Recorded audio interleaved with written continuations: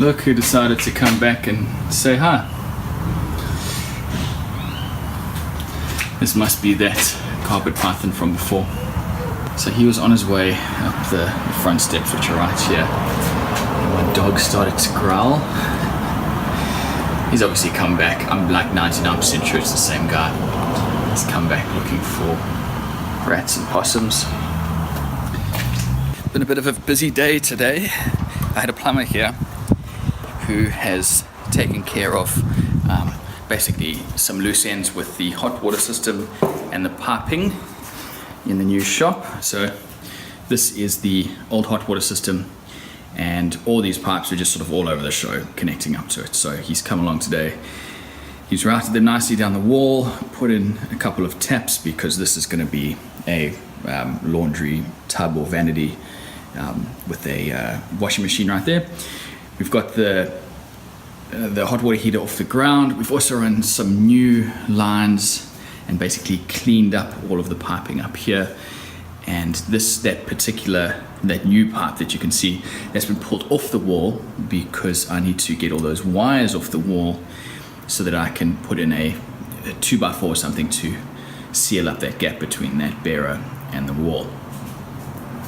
So just having taken care of this, the water tank has made such a difference. And this is one of those things where it's a functional thing, but to me that sells a house. When I can see someone's got a proper decent mechanical room that's clinically taken care of, that to me is a real good sign. So I'm happy that I've got that done, and I hope that that's going to really improve the look and feel of it down here.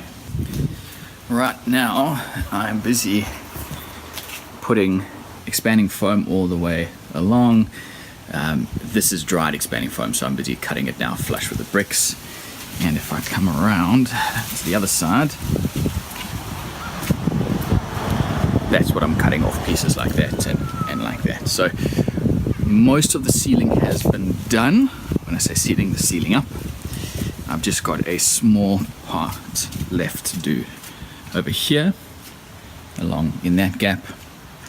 And then on this side, because that bearer is so far on the other side of the wall, I'm gonna have to put a 2x4 across there to bridge that gap. It's Saturday morning and I'm heading back out to the hardware store because yesterday I bought the wrong tap for the new plumbing that was put in. I swear I've done this mistake 100 times. While I'm on my way to get that plumbing part, I've just stopped off at Townsville Demolition because I need to start thinking about how I'm going to clad the outside of that new shop. And I wanted to do weatherboard all the way from the top down, but the problem is that the old weatherboard is old. It's like 60 or 70 years old. So any new weatherboard that I put on is not going to look right. So I'm hoping that these guys have got some recycled weatherboards the same size, and that way I can then put that on instead of brand new stuff, and it should be able to mask that transition a little bit better.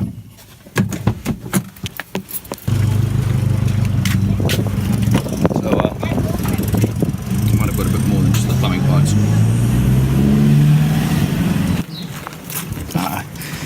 Finally got myself a compressor and some nail guns. This is all going to be needed for doing the shop. Eventually I hope to frame the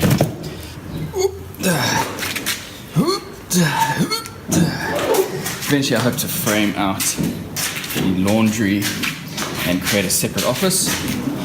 So all of this is going to be pretty useful. And instead of hiring this stuff, I thought, considering the job I'm in, may as well buy it. So I got this kit from Ryobi. It's got a framing nailer and then a brad nailer and a stapler. It's probably not the best in the world, but you know, I'm only a weekend warrior with this type of thing, so that's good enough for me. They also have great returns policies. And then to go with it is their 50-litre compressor. It's the same sort of brand and model, so it all fits together. So it should be a pretty good solution for someone like myself who's not like a carpenter by trade.